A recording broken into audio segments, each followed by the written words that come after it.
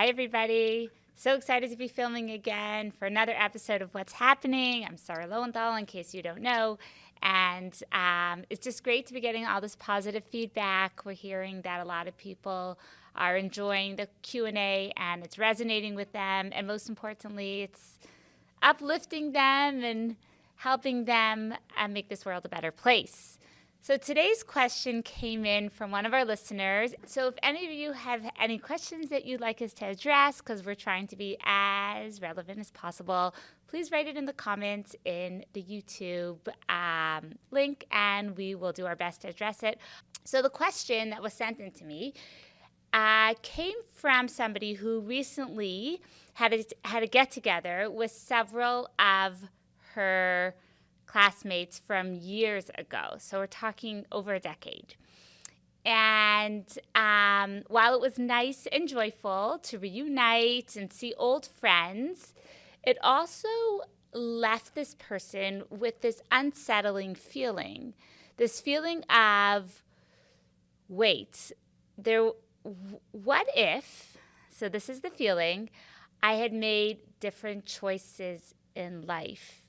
Meaning this person was sitting with old friends, schmoozing, catching up, learning about where her friends were at in their lives. But then this person started to think, what if I had made different choices, right? Over a decade ago, she was young and dumb. And even though she might have asked mentors or asked other people, still there was this like niggling feeling of, what if I had that life? What if I had made that choice or gone down that path? And now it's obviously too late. This person is where she is, and there's no going back. So this question is coming from the sense of, am I living my right life? Maybe if I rewind 10 years ago and I made different choices, then my life would look differently. So it's a question that I'd love for Rabbi Jacobson to address.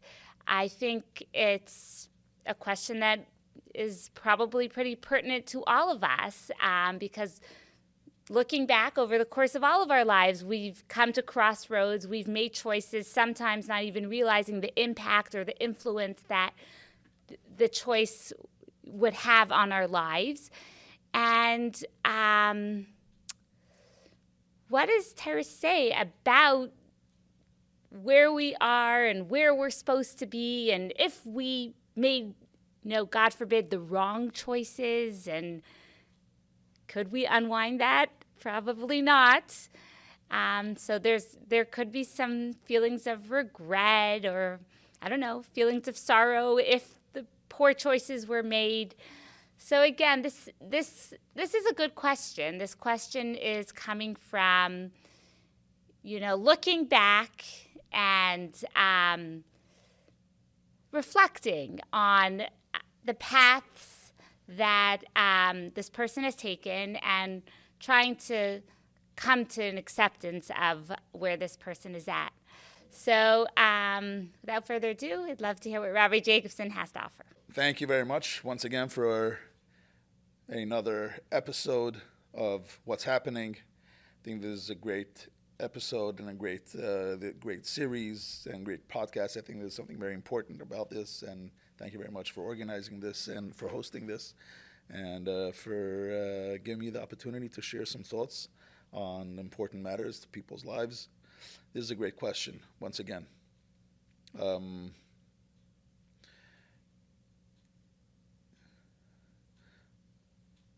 Torah teaches us that our life is made up, there's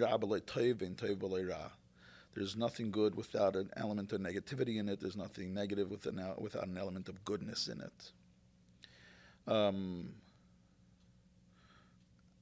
It is natural that when we meet other people, we reflect, we look at their lives, we think about our own lives. So what you're describing is a natural reaction.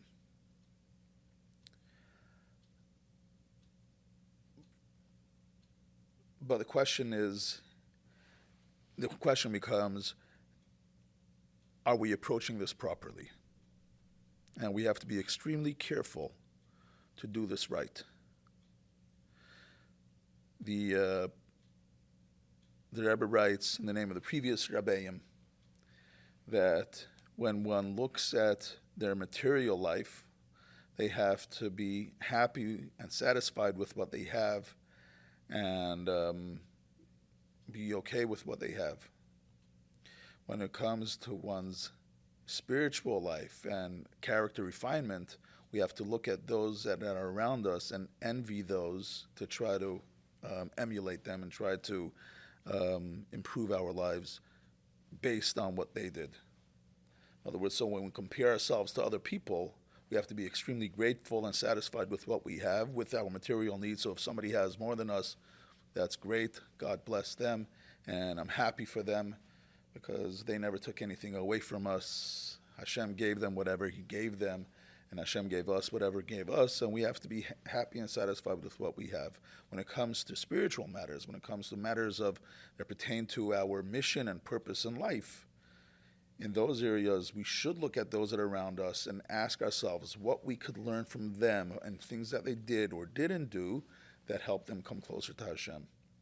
So when we encounter something, so the element of looking at somebody else and asking ourselves, where are we and what did we do and what did we not do, that's very good, especially when one gets together with friends and we can be vulnerable, we can be open in a way that we can't be with others because we have that deep, strong bond that we developed while in our youth or in school or wherever it is that we had that relationship. It could naturally take us to an unhealthy place, and that's a negative element of it. But there's a great blessing. There's a great blessing in that we could look at somebody else and say, wow, it's amazing. I remember when this person was in school or in yeshiva or when we were wherever it was, and this person didn't have their act together. And look at them today. Look how much they're accomplishing and achieving, and they're doing. What's their secret? What is it that they have? And we can have an open conversation with them. That you seem to have something that's propelling you, that's giving you energy, that's energizing you.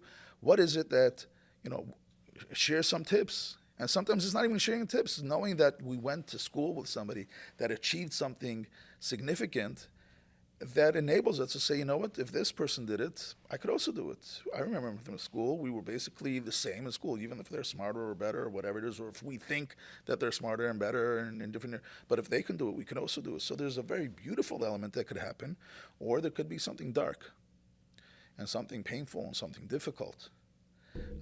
So like with we had discussed in other podcasts, in other episodes, that we have to really challenge ourselves to take the right approach.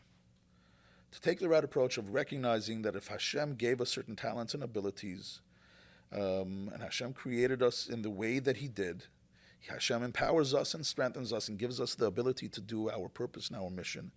And did we make mistakes? So I can guarantee you that you did. I'm saying this in response to what Mrs. Lowenthal said, but that's not just Mrs. Lowenthal. We all make mistakes. That's part of being human. That's part of the beauty and the greatness of being human is that we do make mistakes. And not just is it excusable, but it's perfectly fine to have made mistakes. Looking back, we also have to ask ourselves, what could we do not to repeat those mistakes? That's part of the greatness of being human.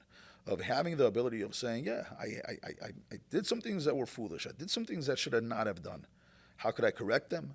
How could I make sure I don't repeat those mistakes? How could I repair how could I help the world that the world should not have this challenge that I had experienced? Could I help other people that are experiencing this? There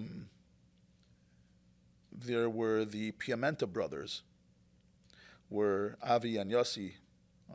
Sadly, both of them had passed by now. But I remember them as a kid growing up, as a teenager. I was pretty close with Avi Piamenta.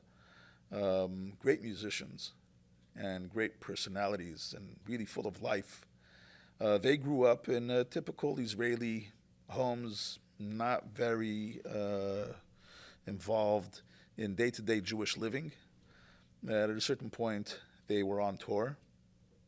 and they were in New York. They performed in Madison Square Garden, and they happened to have bumped into a Chabadnik, and the rest is history. They got involved in Jewish life and living. They left the music world that they were very involved in, made a complete change in their life, embracing a life of practicing Judaism, which meant no performing on Shabbos, not performing in environments that are inappropriate or questionable, and started living a life of following Jewish law. At a certain point, I believe it was Avi that turned to the Rebbe and asked the Rebbe what type of career choice, what type of career path to take. And his question was, should he just take any type of job that he could find just to support his family? So that was the one option. Another option was, should he become a shliach? Should he become a rabbi, a Chabad rabbi somewhere in the world? Or should he continue his career as a musician? Because at that point, they felt that being a musician would not be the very kosher path to take.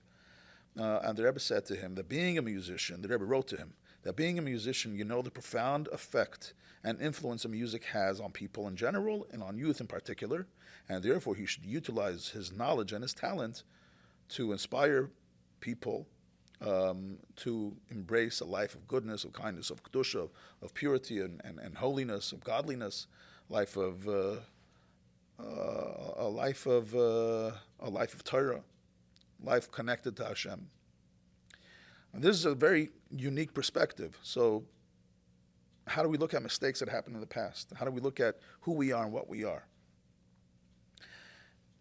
We go through different paths that we don't choose, and sometimes we do make choices, but Hashem puts us on a certain trajectory. Hashem puts us on a certain path.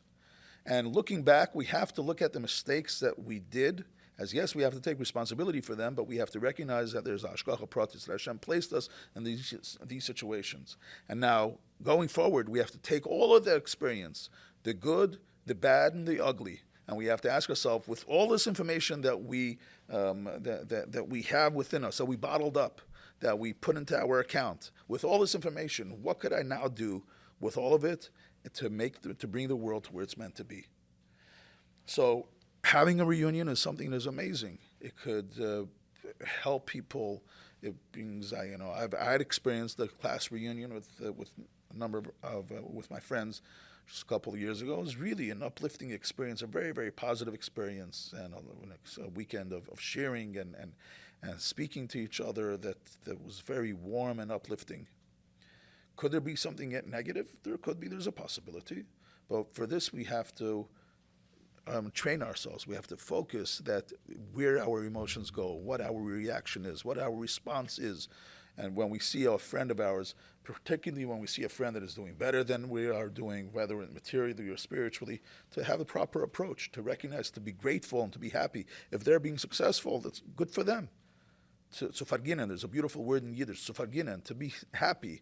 I don't know if there's a word like that in English. I don't know. There's some English professors over here. But, in Yiddish, the word farginen is something that's a really beautiful word. You see somebody else has something, that somebody else is successful, good for them. It's amazing. Be happy for them. So if we see a friend of ours doing well materially, if they're experiencing challenges, to ask ourselves, is there anything that we could do? But even just to listen. In fact, I'll just share one of the exchanges that happened during my class reunion a number of years back. A friend shared something very difficult that his family was going through. And a number of us said, oh, wow, a number of my friends said, well, what can we do to help? It was like hearing a good friend. We didn't know about it up until that point because we hadn't spoken. We were friends many years back, but many of us were. And his response was, I don't need you to do anything. I'm fine. I'm good. The fact in itself that you're listening, that is so helpful and that is so amazing. And often, having a reunion reminds us of how valuable it is to have good friends and to keep in touch with friends and to reach out to a friend once in a while. Maybe make it a point every week to reach out to a different friend. How you doing? How you feeling? Is there anything that I could do to help you? Not to help you. Share with me what's going on. There's something very beautiful in that and something uplifting. And if we see somebody who's doing better than us materially, to be happy for them and to tell them that we're happy for them and to actually feel it, even though sometimes it might be difficult. And that's part of our avodah. That's sometimes a challenge Hashem gives us. A friend of mine shared with me, he was having a challenge with his, that he had some children of marriageable age, and things weren't going easy, that they weren't getting engaged. And he said to me that he has a hard time, that when he hears a friend of his that their child got engaged, so on the one hand, he's happy for his friend, and then he thinks to himself immediately, he has a feeling of, why are his children getting engaged? Why are my children not getting engaged? Are his children so much better than my children? So definitely there's a voice in us that could start, spewing negativity and darkness, but part of healthy living is to say, let's stop for a moment, recalibrate, and to ask ourselves, did this person this person didn't take anything away from you. To remind ourselves that whatever we have, whatever we're supposed to get, we get, and Hashem will take care of us. And this shidduch, this engagement didn't take away an engagement from you. Everything's fine. And so to train ourselves to be happy with what other people have materially and the blessings that other people have, and spiritually, if we see that there's somebody else that's doing better than us in one area or another, and we will see that, because just like we excel in certain areas, there are other people that excel in other areas, and maybe in those areas that we excel, there's somebody else that also excels, and it doesn't take away from our excelling. So then we can ask ourselves, and this is also a very healthy exercise to ask ourselves and even to ask them, what's your keys to success? Give me a few, give me 3 of your best life hacks or your best tips to life of, what makes you successful in that area that you are. And that actually helps us grow and helps us live much greater, much better than we did up until that point. So going to reunions, I highly recommend. And to go with a proper attitude of faith in Hashem, to know that Hashem takes care of you just like Hashem takes care of everything and everybody, and that and to utilize the opportunity to rejoice in somebody else's success, and to try to learn from their success materially and spiritually of how to make our lives better. Once again, what's happening? We're going to redemption. We're about to experience this. So what could we do to get there? And a reunion is a very good step to make that happen. Thank you.